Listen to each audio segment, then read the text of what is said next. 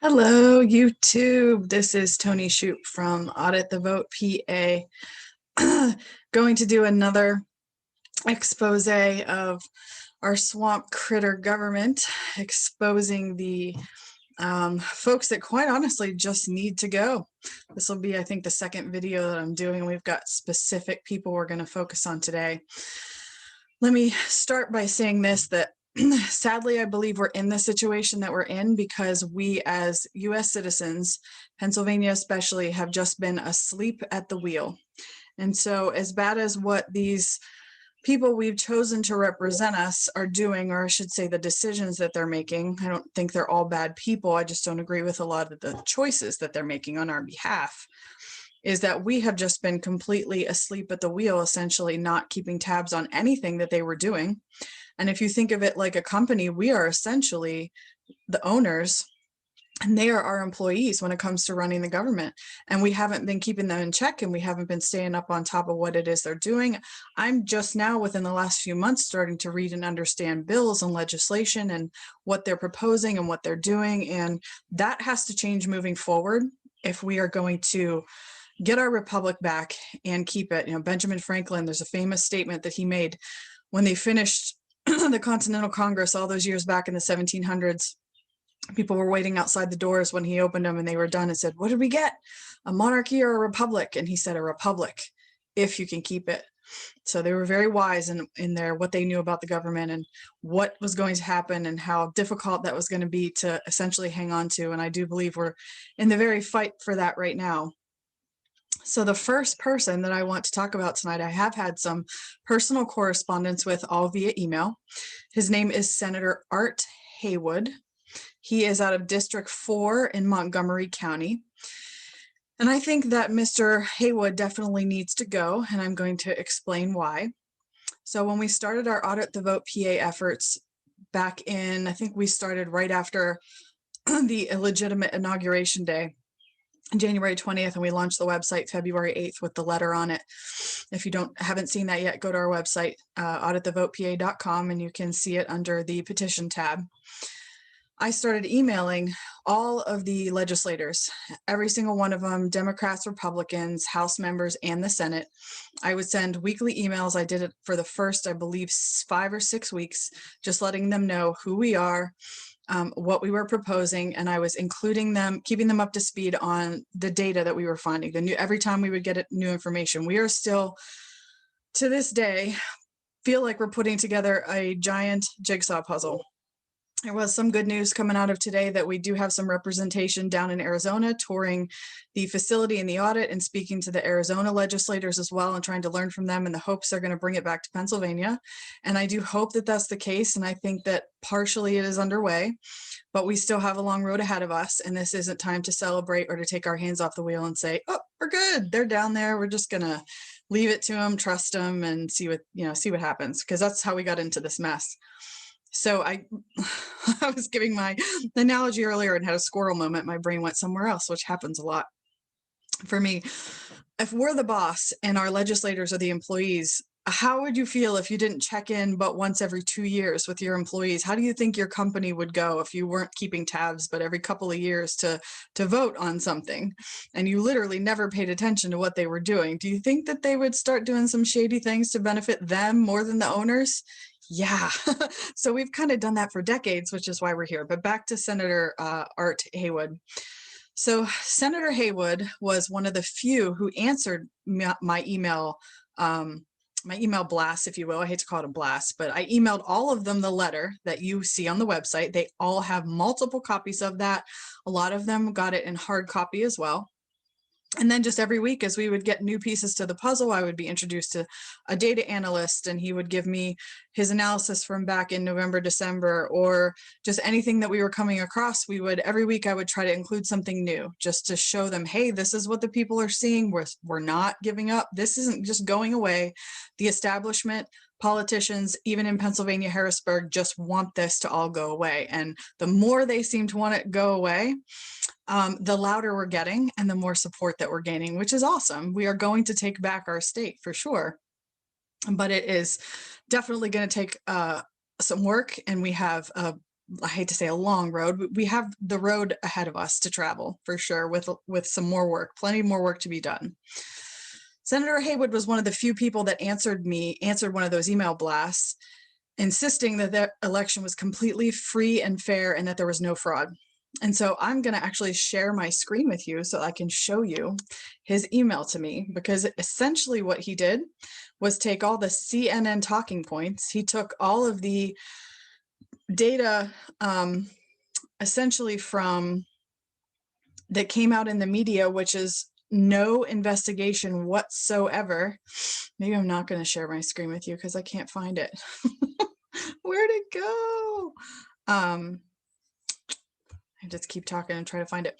All the talking points that the media was putting out in terms of, well, Chris Krebs, who was that guy, like the leader of the head of the, I don't know, say CIA, whatever it was, cybersecurity, said there's no fraud, and William Barr said there's no fraud, and this court case was dismissed and that court case was dismissed. It was very surface level.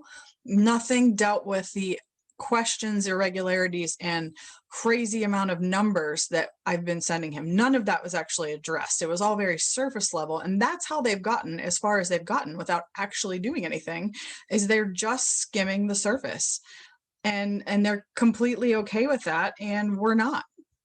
I'm going to try to share my screen and see what happens. This might get ugly. Oh no, there it is. Okay. Oh, it just happens to be on Zoom. There it is. Okay, here's my email. Senator Haywood, Senator Art Haywood. This is how he answered me. Look, thank you for taking the time to contact my office. What's the first thing he throws at me? Although numerous lawsuits have been filed in Pennsylvania alleging fraud in the 2020 general election, none of these claims were substantiated. Mind you, none of them were actually even looked at. Numerous courts have dismissed or denied hearing the cases based on lack of evidence of fraud or irregularities. That is completely untrue. That is a bold-faced lie. We have shown you all the evidence over the last few months. So I don't know how the heck they're able to print that and sleep at night. He throws out November 21st, Judge Matthew Braun of U.S. District Court of the Middle District of PA found no fraud or irregularities. That was November 21st. You know how long investigations and things have been ongoing? That was less than 2 weeks after the election. So not even really giving any time to dig into things and find what we have found to date. There's another one on the 27th of November from another judge, no allegation of fraud. Another one from the 23rd of November, again, citing all the surface level. Oh, there it is, Chris Krebs. I'm sorry, former director Chris Krebs of the U.S. Cybersecurity and Infrastructure, which oversaw election security, and there's no evidence of fraud or no evidence of irregularities. After all that stuff that is on our website, which has been discovered from a right to know request, voter roll requests, and brilliant data analysts, and they think they're not finding, well, irregularities are kind of hard to see if you're going like this, which is exactly what they're doing. If you'll recall, I just posted an email from another lovely representative out of Montgomery County. We'll get to her on another video, who wants taken off of our list, wants taken off of our email list, because it's really hard to see fraud that you're not looking for, or you're intentionally turning a blind eye to and sticking your head in the sand. And essentially, it seems that that's what she and Senator Haywood would like to do. So it goes on to say that Josh Shapiro stated there's no evidence of fraud or irregularities because he's been a stellar individual thus far. Attorney William Barr, we already talked about that, blah, blah, blah, blah. Again, all the CNN surface level talking points he dismissed and said, thank you again for contacting me on this critical subject. I appreciate your input because it helps me to stay informed on the issues that matter to the people I represent. If you would like to discuss this further or have any other questions, please do not hesitate to contact my office. I did answer his email. Let me see if I have it here and what I said. I quite honestly don't remember because I'm in a lot of emails nowadays. Where is Senator Haywood's email? I can't really find it. Where did I? Oh, that was a whole nother one. We'll do another time. Okay, we'll stop the screen share for now. Oh wait, no, that was my weekly check-in. When did I send that? That was April the 14th. He answered me on April the 14th. Oh, look, this is what I sent him. Let's look at this. This was vote shifting data. This was from Patrick Byrne, who posted this on Telegram. Who he's kind of got some credibility, you know, kind of. He's a cybersecurity geek. He was the former CEO of Overstock. He is very nerdy, very geeky, loves numbers, and put this out there. This is probably somewhere on our website. Oh, look down that. What does it say at the bottom? A negative 137,000 swing votes from Biden to Trump. Yeah, that's not shady at all. That's what I sent him, that he ended up messaging me back saying that that was unsubstantiated, I believe, or at least that's what it looks like. Yeah, ain't it great? Email 4. He answered email 4. So we'll stop the screen share for now. But that's Senator Art Haywood, District 4, Montgomery County. He needs to go. So if you live in District 4, Montgomery County, you're going to want to start looking for other people that can run for office to unseat Mr. Art Haywood for not doing his job, sticking his head in the sand, and not wanting to see any of the blatant evidence and irregularities that have since come out and been made public. Montgomery County, we're finding, is a very special place. Probably second to Philadelphia in terms of fraud. It might even be first. We're not sure. But Montgomery County, wow. Special. Love the people in Montgomery County. Tons of good people out there that we have volunteering for us. You guys have your work cut out for you, but Audit the Vote PA is here to support you in every way possible, because we really need to fix that. So the next person that I'm going to talk about, I should have showed you a picture of Art Haywood. Maybe we'll get there the next time. Oh, wait, let's do this. Before we leave Art Haywood, I want to show you. So I took a look at like maybe what he's doing. You know, what has he been up to? What type of legislation is he working on? Trying to somewhat give people the benefit of the doubt. And I just wanted to share with you a little bit of what he's done. Here, is this it? Nope, that's not it. Oh, here it is. Pennsylvania bill sponsored by Art Haywood. You can see up here in the top left corner, Senate Resolution 123, a resolution designating the month of May 2021 as Older Americans Month in Pennsylvania. That seems vital right now, doesn't it? May 28th, 2021. He just introduced that legislation. Thank goodness, because I don't know what we would do if we didn't have that in there. The next one is Senate Resolution 124, saying a resolution designating the month of June 2021 as Gun Violence Awareness Month in Pennsylvania in recognition of this public safety and public health issue and in commemoration of the lives lost to gun violence in this Commonwealth.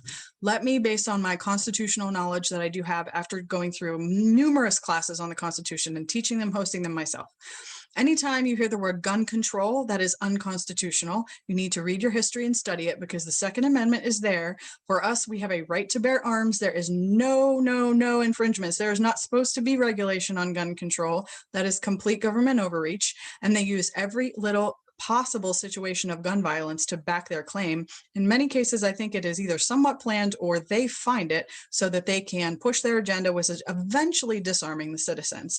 It is one of the most unique things about the American government, is that we are able to have guns. And so he needs to, Gun Violence Awareness Month. Really, dude? Really? That's okay. We'll go to the third one and then we're done. March the 12th, he introduced this one. Senate Bill 419, an act amending Title 75, in parentheses, vehicles, of the Pennsylvania Consolidated Statutes and Rules of the Road in general, further providing for speed timing devices. So essentially, you want to be able to get people more speeding tickets so that the state can get more money. Okay, those are the 3 most recent bills that have been presented by Senator Art Haywood. Need I say more? Dude's got to go. Okay, our next one that we're going to talk about is Representative Bryan Cutler, or should I do Benninghoff first? I was going to do Senator Corman, but his money trail is becoming exceedingly interesting. We are uncovering more by the minute, by the day. Oh, there's my Facebook. You don't want to see that. And so we need to do a little more digging before we get completely into, I'm going to stop my screen share so I can, oh no, I can't look up stuff. I stopped the screen share. Shoot. We need to get a little more, I need a little more time, a little more digging into Senator Corman so we can do a full-blown exposure onto him, because he's a special one. Senator Jake Corman, President pro tempore of the Senate. If you have not already contacted him insisting that the 2020 election be audited in Pennsylvania, please do that, because as we're finding, that he might be a key piece to the decision-making process when our legislators come back from Arizona that could want to hold this up. So let him know that, and we are going to actively seek other candidates to unseat Mr. Corman when his term is up, which I'm not 100% sure when that is. Bryan Cutler is in District 100. So something, I'm going to assume that you're a political rookie like I was a year and a half ago and knew absolutely nothing about government. And I did not understand the difference between the House and the Senate. I didn't know that there are way more House representatives than there are senators. I didn't know how the districts are broken up. So District 4 for Senator Haywood, Montgomery County, that's towards the east side of the state. The Senate and the House have different districts. They're broken up differently. Some of them overlap, some don't. And there's way more districts for the House reps than there are the Senate. So that's why you'll see sometimes the House reps districts increase in number. They're way higher than the Senate. So Bryan Cutler represents District 100, which is in Lancaster County. He is currently the Speaker of the House. He looks pretty on paper. He's got a law background and supposedly, you know, a good guy. But he was the Speaker of the House back in November and December, knew about all of the irregularities, which we're just now uncovering, had the authority, if he chose to fight for it and take it, to recall our state legislature back into session in December in order to look into this stuff a little further. And he refused to do it. And oh, by the way, folks, the people put pressure on him, because I'm now connected with folks around the state who organized protests at Mr. Cutler's house. They had his house surrounded with 300 people, cars going around the block. They put as much pressure as possible on Representative Cutler, and he still did nothing. So many of you have seen the article about House Resolution 106 that came out and basically said, we know the people voted to end the emergency disaster declaration, but what it really did, because we're slick with lingo, is it gave the legislature the power to make that decision. And we kind of think it's best if we just give them what they've been screaming at the most, which is masks and social distancing, and they can open their businesses again without restrictions in churches. And we're going to hold everything else close to the vest because we still think you can't make your own decisions on a lot of other areas. So they want to not end the emergency declaration altogether like the people voted on. No, they want to still remain in control. And Mr. Cutler himself has come out publicly and stated this. And we also had calls today with some of the legislatures who actually confirmed to us that that's what he's saying. No, the people don't really want to end the disaster emergency declaration. They want us, they gave us the power to make those decisions for them. Really, Mr. Cutler? So Mr. Cutler and the rest of the Republican House members got a very spicy email from me when the night that article came out. And because of the leverage that we're gaining through the signatures of Audit the Vote PA, they're starting to actually listen. And Mr. Cutler called me this morning. Now, unfortunately, I missed the call because I was busy with my kiddos. And when I called him back, he did not pick up. But I fully intend, when I get him onto the phone, to go through everything that I'm talking about on this video, as well as saying, hey, Mr. Cutler, how do you feel about a full forensic and investigative audit of the 2020 election? Because your constituents want that as well. Because I have tens of thousands of signatures from people in your county who want an audit. And if you have any hopes whatsoever of keeping your job, you're going to want to do that. And if not, no big deal. We have all the voter rolls, and we are going to actively launch a campaign to knock on doors in your district, make sure that your constituents understand what you have done, or rather what you haven't done, and we're going to actively replace you. So that is that, if we don't find a court loophole or a court procedure that can help us oust you beforehand. We're looking into that too. Representative Bryan Cutler. He's a lovely soul. Now, if he does call me back, I will update this if there's any shred of evidence that he is not a swamp rat. I will let you all know. Last one we're going to expose on this video, because I don't want these to get too long, is House member Kerry Benninghoff. Kerry Benninghoff is the majority leader, I believe. Is he majority leader in the House or minority leader in the House? I don't know. He's in leadership in the House currently right now.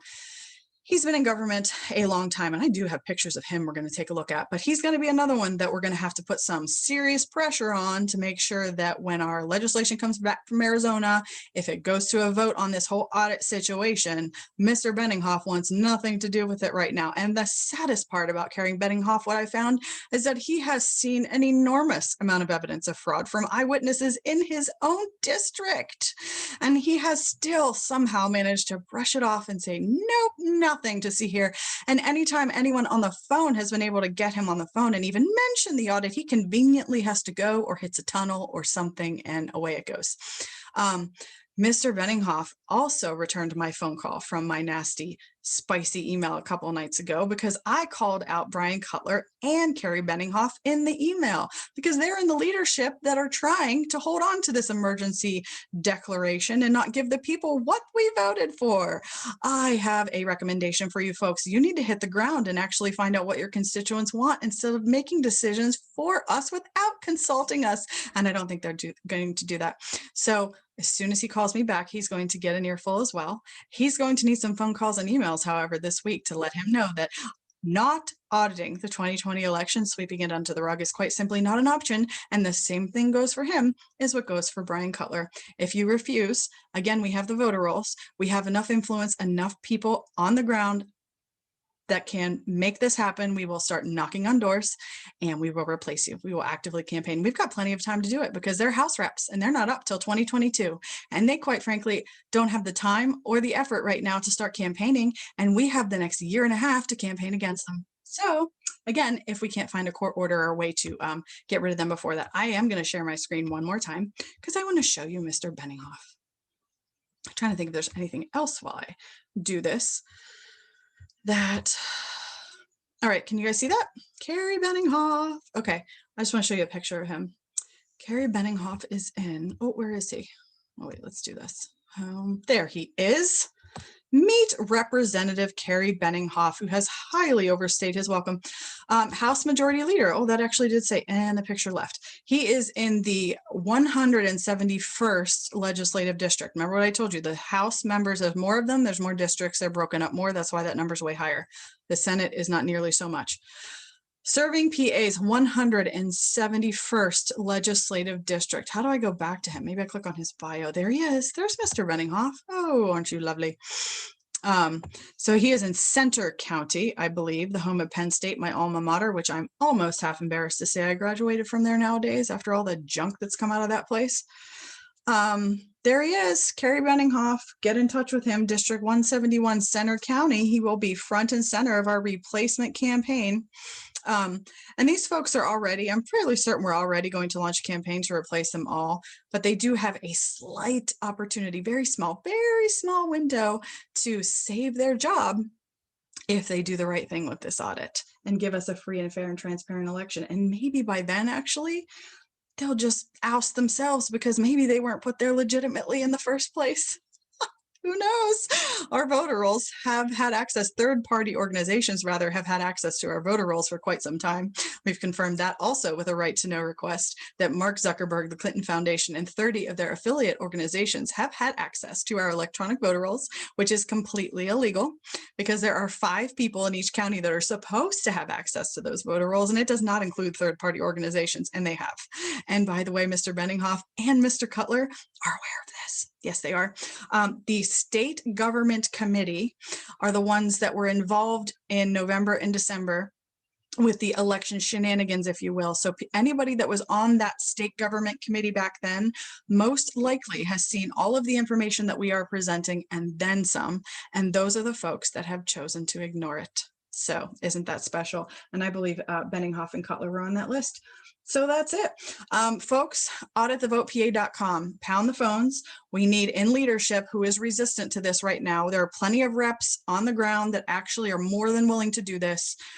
Kim Ward, Jake Corman, Kerry Benninghoff, and Bryan Cutler are the 4 that absolutely need bombarded and insisted. And honestly, just respectfully, nicely, peacefully tell them this: if you don't do this, we will replace you. We have the organizations on the ground. Our state is overwhelmed with patriots. There are so many different patriot organizations, not just mine. Audit the Vote PA is just one tiny piece of it.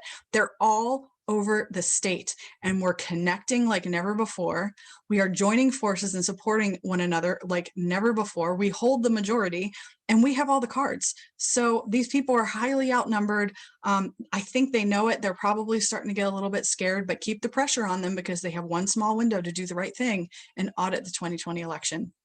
Constitution Alive is my Constitution class. This is the last thing I'll say. I'll wrap up the video.